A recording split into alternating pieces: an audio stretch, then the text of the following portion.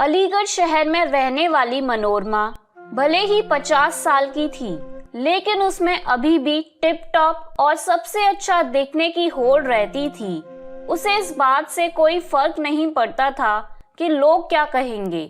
कुछ ही दिनों में उसके इकलौते बेटे शशांक की शादी होने वाली थी, इसलिए मनोरमा ने अपने लिए बहुत सारी नई नई साड़ियाँ और कपड़े लिए थे और नई नई डिजाइन की ड्रेस भी खरीद ली थी। ये सब देखकर एक रोज उसके पति मुकेश ने उससे कहा, मनोरमा, तुम क्यों इतनी फिजूल खर्ची करती हो? बेटे की शादी है सिर पर, वैसे ही इतना खर्चा हो रहा है। अरे आप खुद तो फटे पुराने फटीचर कपड़ों में घूमते रहते हो और चाहते हो कि मैं भी वैसे ही फटे पुराने फटीचर कपड़े पहनूं। अगर तुम्हारा बस चले तो तुम मुझे भिखारन बना दो, और अगर तुम्हारे कलेजे पर ज्यादा सांप लौट रहे हैं ना, तो ये सारे कपड़े वापस कराती हूँ मैं और नौकरानी के कपड़े पहन लेती हूँ, तभी तुम्हारे कलेजे को ठंडक पड़ेगी ना।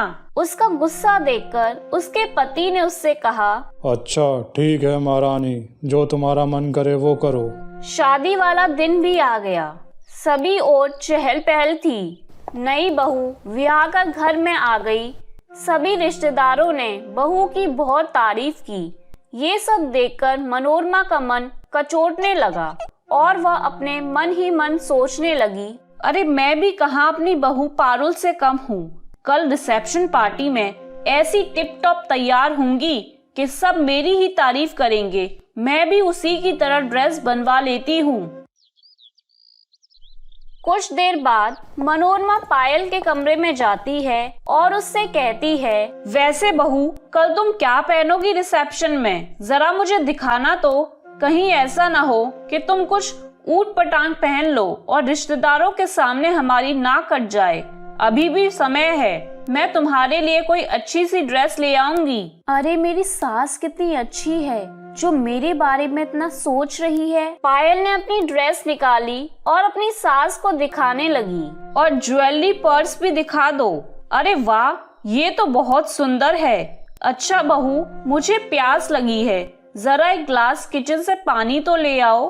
पायल जैसे ही पानी लेने जाती है तो उसकी सास चुपके से उसके सारे सामान की फोटो अपने फोन में खींच लेती है और फिर बाजार जाकर बिल्कुल वैसी ही ड्रेस ढूंढती हुई एक शोरूम में जाती है।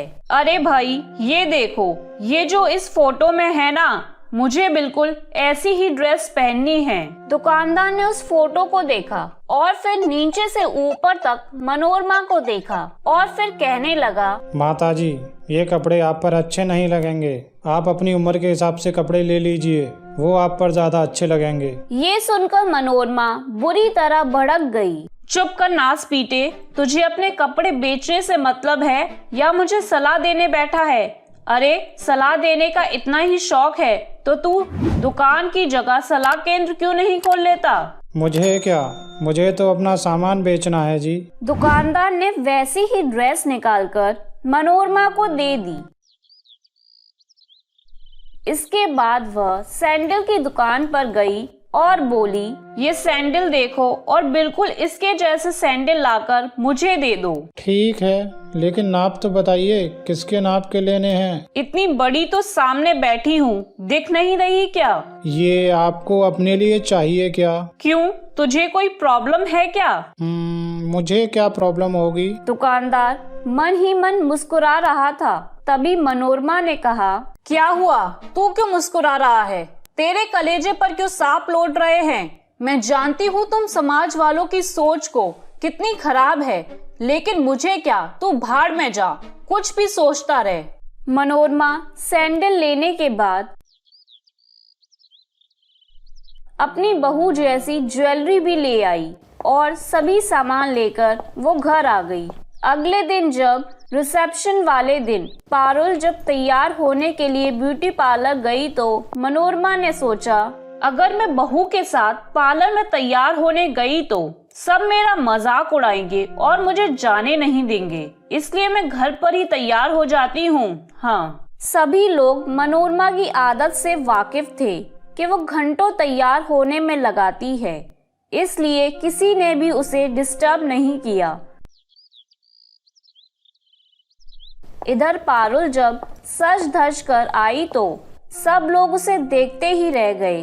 पार्टी में सभी लोग पहुंच गए थे तो वहीं मुकेश जी अपनी पत्नी मनोरमा को ढूंढते हुए आए। अरे शशांक की माँ, और कितना टाइम लगेगा तैयार होने में? अरे दुल्हन भी कब की तैयार होकर आ गई है, लेकिन तुम्हारा सजना संवरना अभी तक खत्म ही नहीं हुआ। कुछ देर बाद मनोरमा दुल्हन की तरह सज धज कर पार्टी में आ पहुंची, जिसे देख सभी रिश्तेदार आपस में बातें बनाने लगे। ये देख मनोरमा मन ही मन मुस्कुराई और बोली, लगता है सब मुझे देखकर सरप्राइज हो गए हैं। इसके बाद मनोरमा ने अपनी नंद से पूछा, क्यों रेखा दीदी, कैसी लग रही हूँ मैं? खैर छोड़ो, मैं जानती हूँ कि मैं पायल से बहुत सुंदर लग रही हूँ। सच कहूँ तो भाभी, आप जैसा तो यहाँ कोई लग ही नहीं रहा। लेकिन अंदर ही अंदर सब मनोरमा को देखकर हंस रहे थे, क्योंकि वो एकदम जोकर लग रही थी।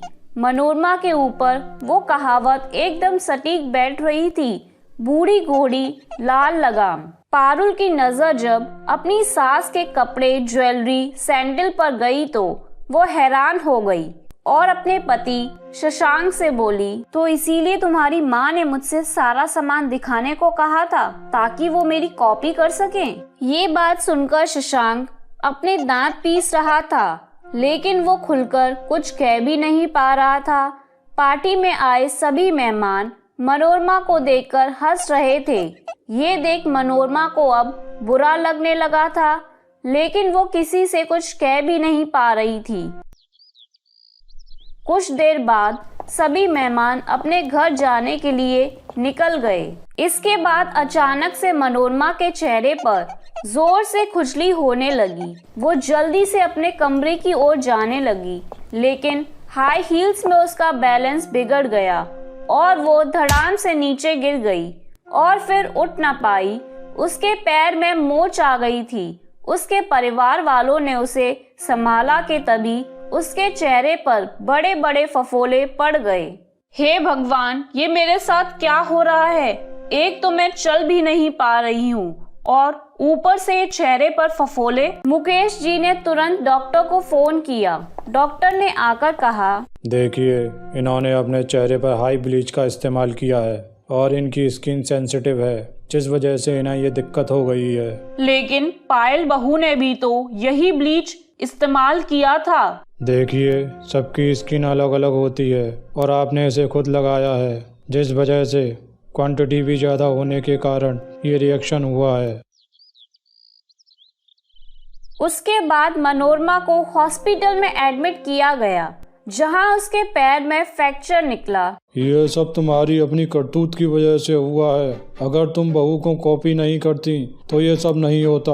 अब मनोरमा को भी अपने किए पर पछतावा था।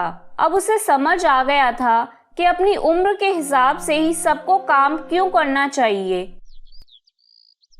फिर जब वो ठीक होकर घर आ गई तो उसने सबसे माफी मांगी और फिर अपनी उम्र के हिसाब से सादगी में रहने लगी। तो मेरे प्यारे दोस्तों, कैसी लगी आपको मेरी ये कहानी? मुझे कमेंट करके जरूर बताएं और इसे अपने दोस्तों के साथ शेयर करें। और हाँ दोस्तों, अगर आपने अब तक मेरे चैनल को सब्सक्राइब नहीं किया है तो जल्दी से नीचे वाला काला बटन दबाकर सब्सक्राइब कर लें। तो मिलती हूँ मैं आप सभी से फिर एक नई कहानी के साथ।